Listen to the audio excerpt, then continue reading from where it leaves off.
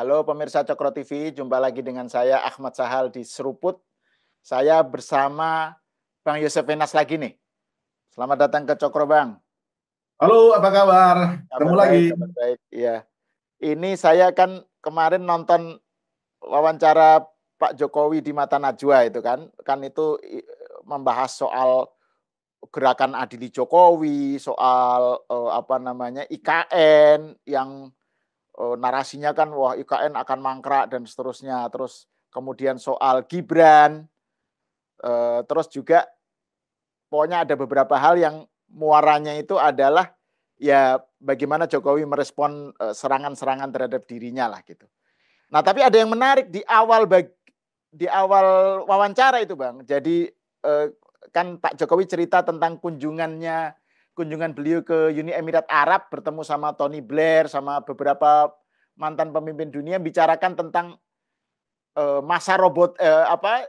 era robotik lah ya, tantangan ke depan lah, AI, generasi depan ini menghadapi tantangan yang tidak ringan gitu, dan itu akan dampaknya terasa di 10 atau 15 tahun ke depan.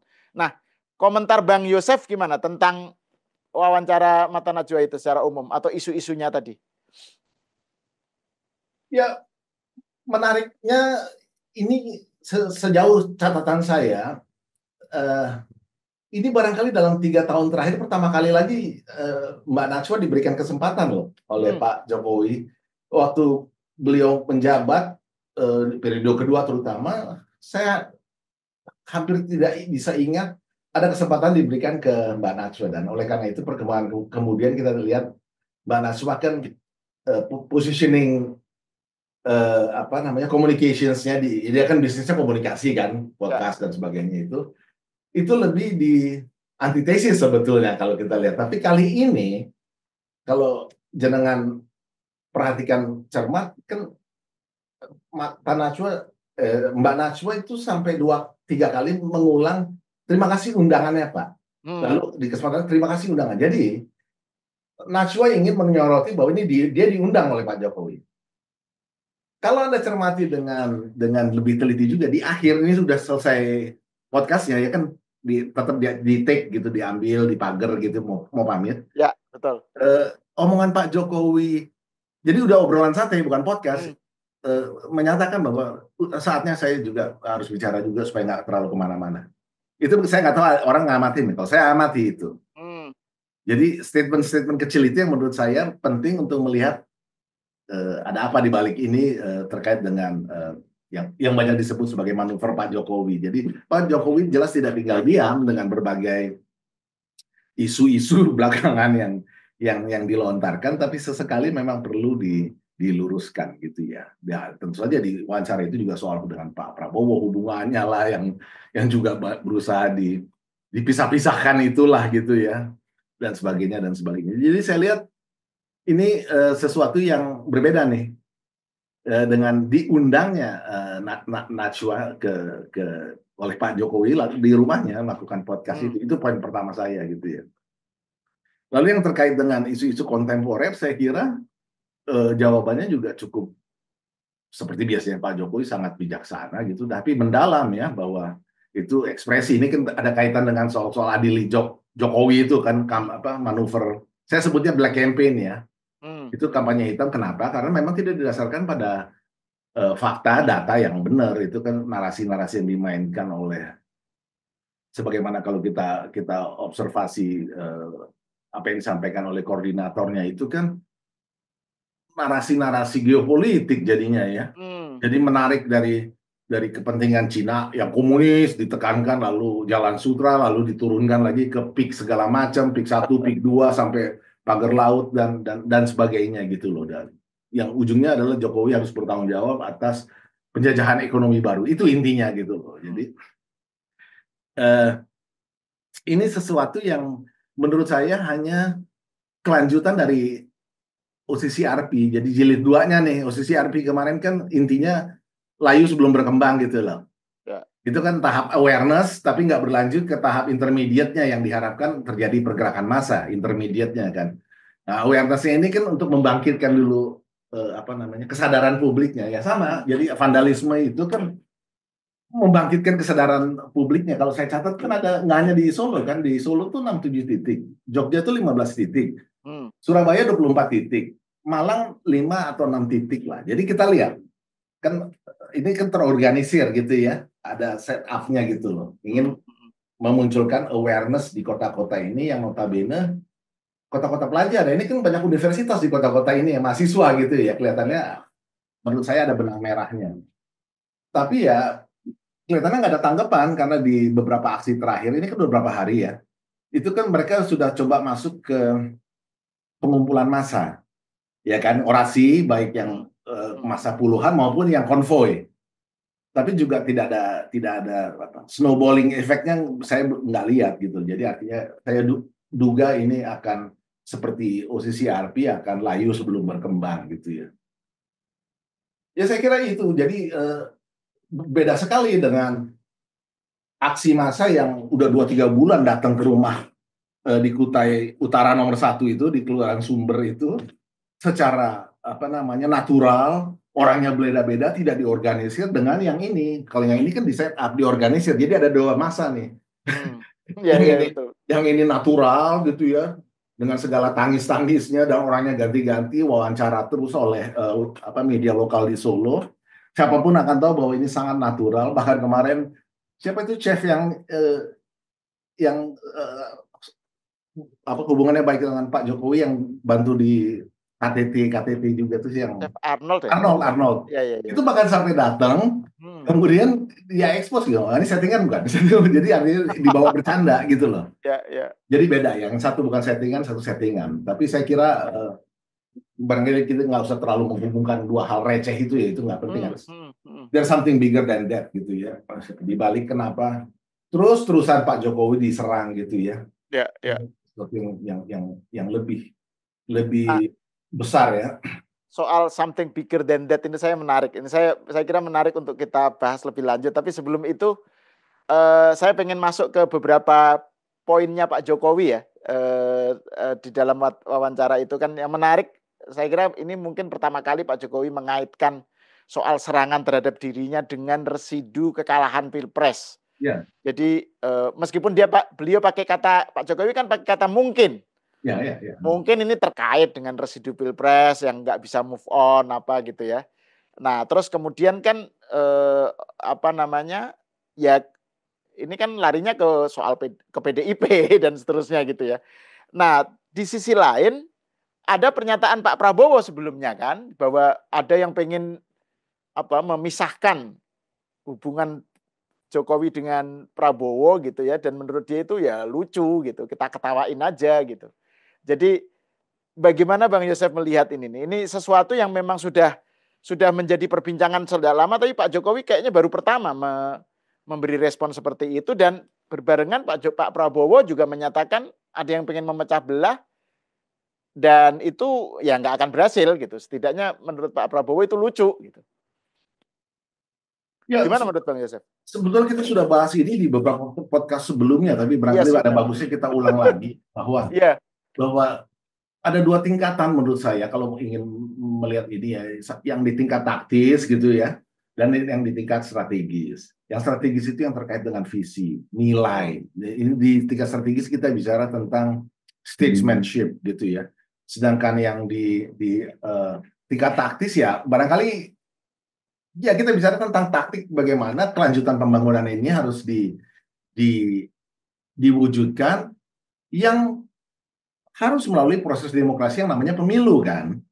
Sehingga memang ada taktik yang perlu dilakukan agar kelanjutan ini, pembangunan ini menuju visi Indonesia Emas bisa dijamin. Nah di tingkat taktik inilah yang kemudian jadi isu-isu, muncul berbagai macam isu dan memunculkan berbagai macam kemarahan itu kan. Tapi ini kan sebenarnya hanya taktik untuk menjamin yang strategis ini. Ini kan kepentingan bangsa. Ya bisa berdebat dari 1000 jurusan kalau soal ini ya, orang hukum akan melihat begini-begini, yang orang politik melihatnya begitu-begitu ya masing-masing ada kebenarannya lah. Tapi kan politik is about realism ya. Dan politik is about the highest good kalau bisa ya, karena ini kan merepresentasikan kemaslahatan Ya. yang tertinggi untuk suatu bangsa gitu loh. Public goods ya, public good. Public good gitu loh. Ya. Itu ada di mana? Soal cara-caranya memang Machiavellian nggak bisa lepas ya, itu realitas. Ya. Itu realitas. Nah, jadi kemarahan-kemarahan ini aja lanjutan dari yang level taktik ini aja. Maka itu konsentrasinya tetap menurut saya setelah ini selesai dan sekarang sudah dan sedang bekerja, apalagi dengan instruksi nomor 1 kemarin soal efisiensi, itu kan jelas soal bekerja gitu loh, soal merealisasikan gitu apa yang menjadi amanat atau program yang dikampanyekan yang namanya Asta Cita. Dan Asta Cita ini, ya saya harus ulang lagi, itu nggak lepas dari tahap pertama yang sudah dirancang di berbagai musrenbang di masa Pak Jokowi siklus kedua, dan kemarin Pak Prabowo musrenbang juga dengan Bappenas kan, tentang 4 tahapan menuju visi Indonesia Emas. Nah, pemerintahan ini dari tahap 1, 25 sampai 29. Kemudian diturunkan dalam Asta Cita Pak Prabowo yang tentu saja beliau berhak memberikan prioritas-prioritas gitu. Sejauh ini memang sebagai bagian dari 3 jenis transformasi yang ada di dalam rencana jangka panjang itu. Transformasi ekonomi, transformasi sosial, dan transformasi tata kelola. 3 jenis transformasi ini kan ada di 4 tahap itu sampai 2045. Ini nggak bisa ditawar. Dan memang harus bicara transformasi, kita nggak cukup lagi bicara reformasi. Ada keran bocor ya kita tambal keran, udah nggak bisa begitu. Barangkali kita perlu meredesain kamar mandinya. Jadi kira-kira itu gitu. Ya. Nah, reformasi ini yang kemudian membuka peluang begitu banyaknya disrupsi dengan sendirinya. Terutama ya aturan-aturan itu yang nggak bisa catch up dengan kebutuhan-kebutuhan manajemen pemerintahan yang perlu cepat. Ini nggak bisa hindar gitu loh. Nah, sebetulnya intinya saya kira itu yang kemudian membuka pintu kan. Wah, ini peraturan begini, ribut aja soal-soal yang bukannya instead of cari solusi bagaimana supaya. Sebenarnya salah satu solusi yang baik itu kan yang namanya omnibus law, walaupun banyak kritik ya. Tapi itu kan solusi mempercepat transformasi. Ingat kata kuncinya transformasi.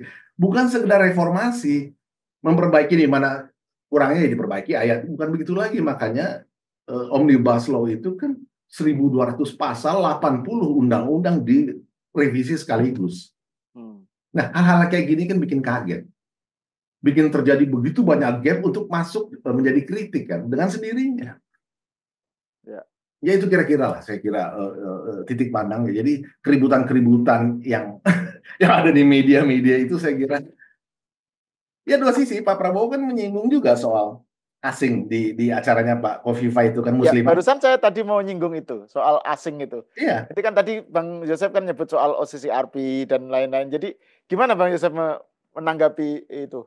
Walaupun pernyataan Pak Prabowo itu. OCCRP saya nggak, setelah diskusi kita terakhir saya nggak melihat itu ada campur tangan asing loh menurut saya ya. Itu murni rekayasa lokal yang menggunakan kesempatan yang ada di OCCRP untuk kepentingan sebagaimana kita diskusikan dalam podcast sebelumnya. Betul. Tapi memang bukan hanya Pak Prabowo, Pak Jokowi pun berkali-kali menyebut soal asing yang nggak senang ini dengan Indonesia memiliki visi Indonesia Emas yang notabene yang konkretnya itu melakukan hilirisasi berbagai sumber daya yang menjadi kepentingan industri mereka, bisnis mereka gitu loh. Itu kan intinya, dan kita juga sudah bahas ini cukup panjang lebar. Jadi terganggu supply chain dunia kan.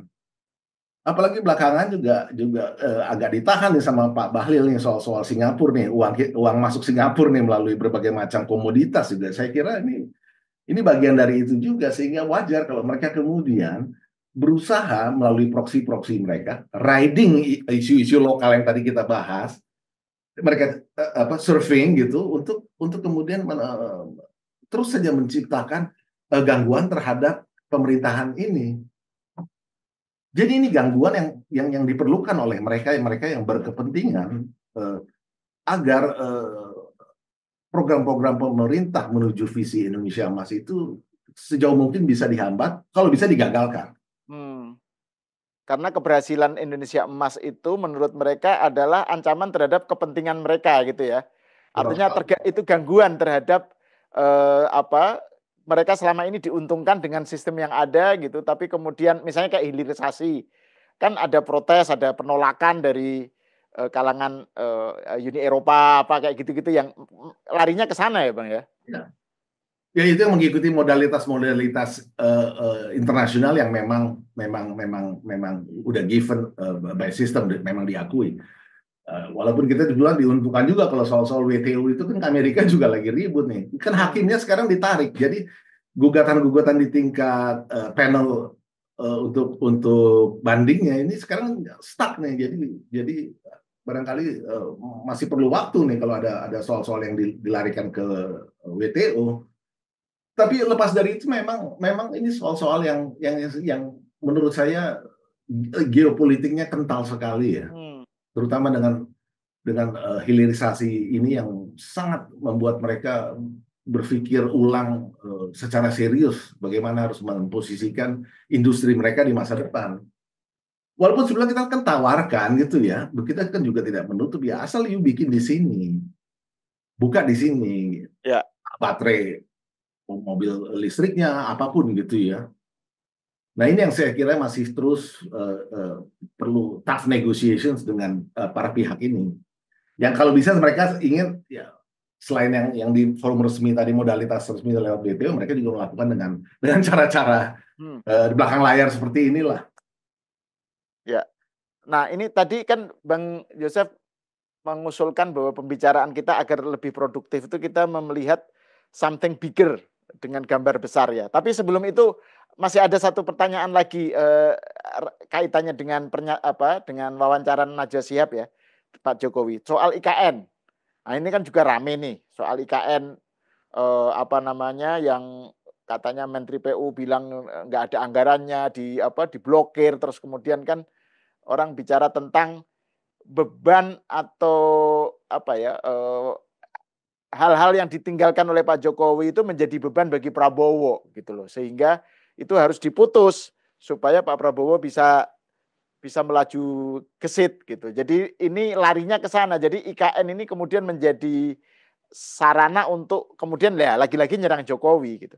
Kalau menurut Bang Yosef gimana itu soal IKN itu? Atau soal narasi mengenai IKN? Ya, itu kan dinarasikan menjadi begitu gitu seolah-olah oleh Pak Prabowo ini bahkan dinarasikan anggarannya diblokir sama dengan dihilangkan seolah-olah begitu. Ya. Itu jadi lalu realitas tanda kutip ini dipertentangkan dengan legasinya Pak Jokowi soal IKN ini. Jadi saya kira nggak. Yang rasional dan faktual itu kan Inpres 1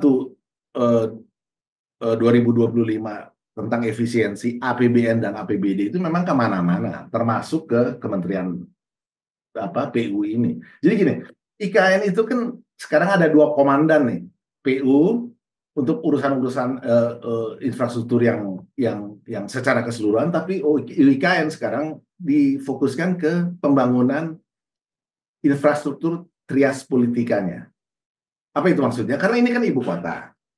Ibu kota suatu negara, tentu harus fungsi-fungsi trias politikanya kan harus ada, infrastrukturnya. Jadi yang selama ini kan jadi fokus di pemerintahan Pak Jokowi kan eksekutifnya kan, istananya, kantor Kemenko-nya, kantor menteri-menterinya, apartemen para PNS-nya gitu loh ya kan. Sambil Pak Jokowi ya memang tipologi beliau ingin juga paralel yang lain infrastruktur pendukung lainnya juga jalan kayak rumah sakit, hotel dan sebagainya karena memang itu perlu juga gitu. Nah, sekarang fokus yang OIKN anggaran ini kan untuk yang itu dan itu terus jalan. Itu total 48 T ya kalau ada catatan saya untuk 5 tahun sampai 2029. Untuk mewujudkan IKN sebagai ibu kota politik. Dan Pak Prabowo juga sudah memberikan batas waktu bahwa 17 Agustus 2028 beliau akan berkantor di situ. Target IKN sebagai ibu kota politik harus sudah jadi. Nah ini dulu gitu loh ya. Saya nggak tahu nih narasi-narasi ini dibangun dari dasar apa gitu loh. Nah sekarang kan anggarannya si PU itu untuk yang APBN kemarin itu kan 110 T ya, pagunya ya, 110 T. Itu kena potong 81 T besar, jadi tinggal sisa 29 T. Memang besar, sekitar 73%. Tapi kan 48T-nya itu untuk 2025 sampai 2029 yang tadi itu kan dibagi 5 tahun. Jadi 1 tahunnya itu kan masih kena 9,6 T untuk membangun ibu kota politik. Sedangkan budget di PU itu kan ada plus OIKN itu kan 29 T. Jadi masih jauh di atas kan. Apalagi kan skema-skemanya ini kan ada yang disebut private partnership kan. Jadi nggak seluruhnya APBN kan. Kalau bahasa resminya ini KPBU. Kerjasama pemerintah badan usaha public private partnership. Ya ini kan ada bagi-bagi beban, bagi-bagi biaya dan sebagainya yang diatur dengan berbagai macam skema. Memang kalau dari kalangan bisnis yang saya observasi kemarin, memang untuk yang infrastruktur dasar kayak bangun jalannya, earthworks-nya lah ya, land clearing itu memang kewajiban pemerintah ya. Barangkali itu bisa terhambat sedikit gitu loh dengan adanya efisiensi ini. Tapi overall sebetulnya untuk bicara sebagai ibu kota politik ya karena sasaran dan target sampai 2029 itu yang harus terjadi gitu loh. Ini nggak ada hambatan dan diblokir itu kan tidak sama dengan dihapuskan. Itu dua hal yang sangat berbeda. Ini kan kayak kalau dulu pemerintah Amerika shut down the government, tahu kan? Dia blokir aja ininya. Tapi kan berarti governmentnya dibubarin, nggak begitu kan? Kenapa harus itu by system sebetulnya? Kalau saya baca lebih jauh lagi bahwa otomatis dengan adanya efisiensi itu by system di lock dulu semua sampai nanti pagu-pagunya kan menyesuaikan tuh semua tuh. Sekian persen kayak kasus PU tadi kan kena potong 81 T, jadi 73%-nya. Nanti kan kemana-mananya turun semua tuh menyesuaikan. Nah begitu itu selesai, mana yang perlu jalan dengan jadi sebelum by system harus diblokir untuk pengamanan dan berbagai macam alasannya gitu. Tapi jelas-jelas untuk misalnya kontrak-kontrak udah berjalan nih, ini kan mesti dibayar nih. Ya itu kan bisa ada modalitasnya dengan Kementerian Keuangan itu kan bukan begitu pengertian blokirnya, itu tetap bisa cuma memang jadi lebih rigid kontrolnya itu aja. Ya. Jadi memang ini tadi ya terkait dengan soal bagaimana ini penarasian itu loh, penarasian dan itu misalnya di medsos ya, di X itu Bang, itu ada gerakan untuk agar para influencer yang pernah memberikan testimoni di IKN itu bertobat gitu loh. Jadi mengaku salah gitu ya, udah gitu dibully. Jadi memang betul-betul kayak ya ini cancel culture ya, cancel culture yang memang sudah juga menjadi gejala di tempat lain gitu. Maksudnya di Amerika, di apa gitu. Ini terjadi juga. Jadi narasinya tuh kemana-mana gitu. Ya, tapi memang publik juga mesti paham bahwa memang kenapa harus dilakukan efisiensi melalui Impres 1 itu memang karena tekanan prioritasnya Pak Prabowo pada makan MBG ini. Gratis ya. Itu kan pembiayaannya besar sekali. Setahun itu kan sekitar 400 bisa 500 triliun gitu loh budgetnya. Sementara kan tadinya mau bertahap tuh. Bukan cuman sebetulnya. Artinya bertahap yang menjadi fokus awal tuh 17-19 juta penerima manfaat kan. Nah, penerima manfaatnya ada dua. Yang anak-anaknya itu melalui jalur sekolah, sama yang ibu hamilnya ini yang melalui jalur puskesmas itu loh. Ya kan ya. Jadi makanya kementerian yang wanita yang Bu Vero lalu kader NU itu jadi menterinya siapa itu? Wakilnya kan Bu Vero ya.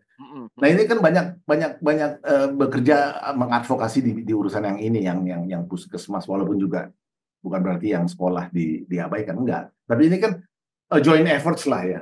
Tapi kemudian Pak Prabowo kan melihat perkembangannya dan dengan perhitungan yang tentu saja matang ya melihat bahwa ini harus langsung nggak bisa lagi cuma bertahap begitu sehingga untuk 2025 kan sampai September 82 juta dari yang tadinya sekitar 17-19 juta 80 juta tentu perlu dana gitu loh. Maka dilakukan kebijakan Impres 1 nomor 1 tadi gitu loh. Yang memotong KL dan transfer daerah. Transfer daerah ini larinya ke APBD nih. Ke daerah-daerah dia perlu konsolidasi juga dengan kepala-kepala daerah karena pelaksanaan MBG juga di daerah kan. Tapi nggak hanya sisi pembiayaan, sebetulnya kalau kita lebih jauh lagi, ini kaitannya juga ke menggerakkan sektor real kan. Jadi kalau kita lihat tray-nya, makanannya, itu kan ada macam-macam, ada berasnya, ada sayurannya juga gonta-ganti gitu kan, ada dagingnya, lalu ada susunya dan ini semua kan industri kan, ini semua kan perlu, ini kan supply chain semua kan. Nah itu yang akan diutamakan bergerak di daerah. Jadi sebetulnya bukan hanya konsumtif, ini kan menggerakkan juga industri gitu loh. Ya.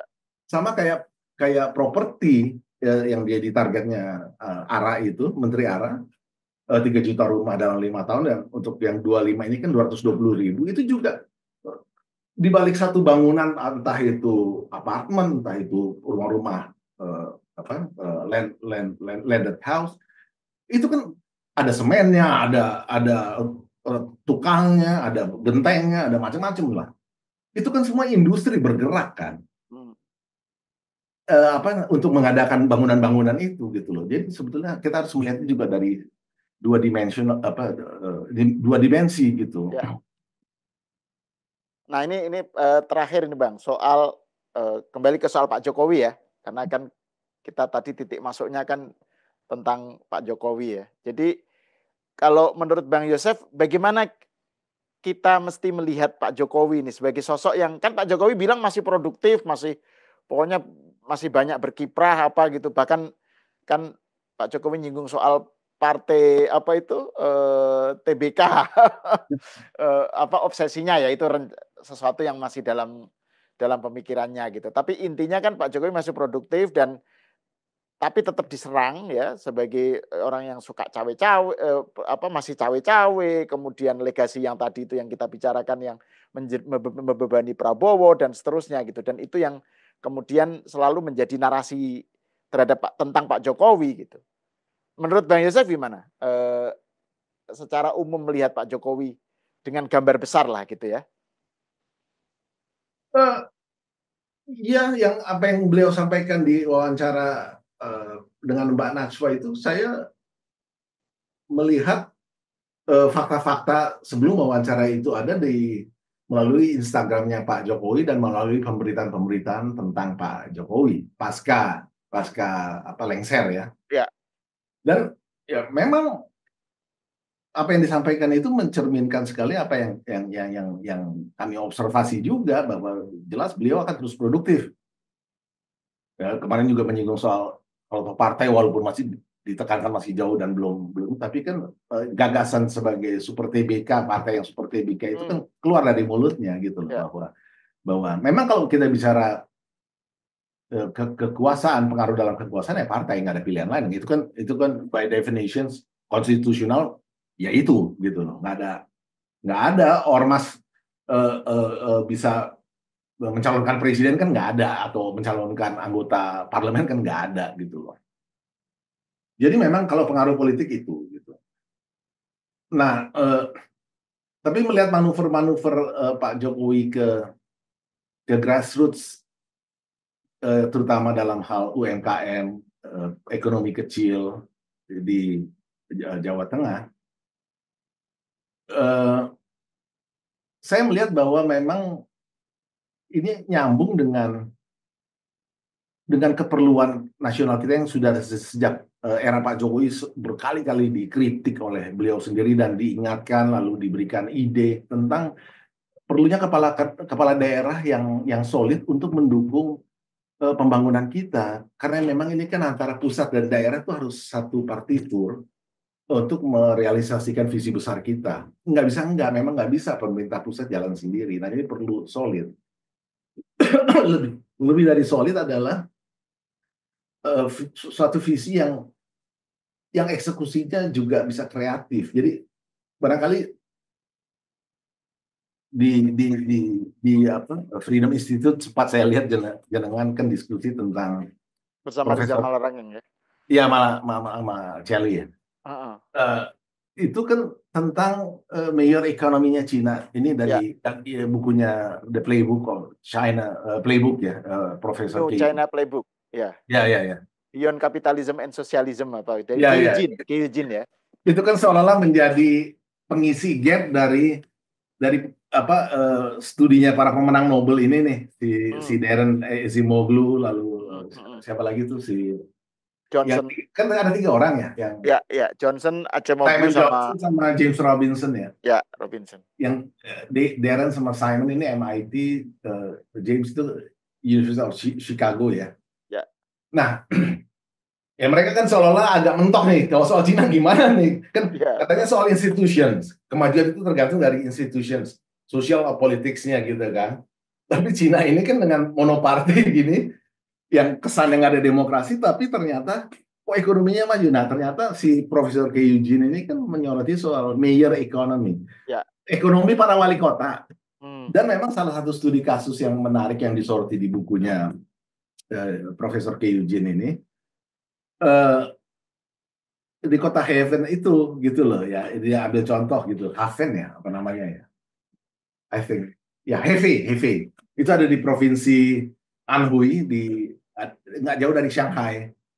Jadi rupanya Hefei ini wali kotanya seperti CEO rupanya, jadi bukan hanya birokrat seperti gambaran suatu negara komunis yang malas, yang tunggu atasan perintah apa. Enggak.